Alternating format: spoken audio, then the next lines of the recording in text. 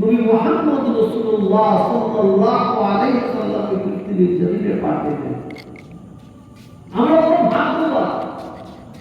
আজকের কথা বলবো, কথা বলে যাবো, আমরা সবাই খুশি হবেন, জীবনে কেউ শোনেন।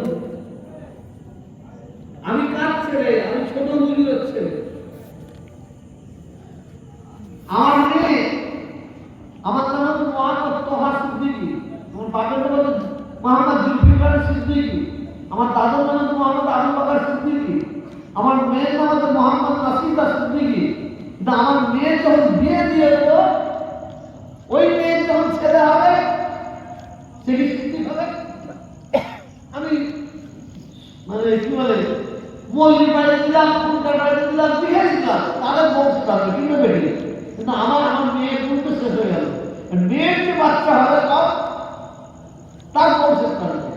কিন্তু আমার যে ছেলে যদি থাকে, ছেলে মোহাম্মদ নিশান সিদ্দিকী, অমুক সিদ্দিকী, আমি হামদা সিদ্দিকী, বংশে থাকবে। তো হুজুর পাক সাল্লাল্লাহু আলাইহি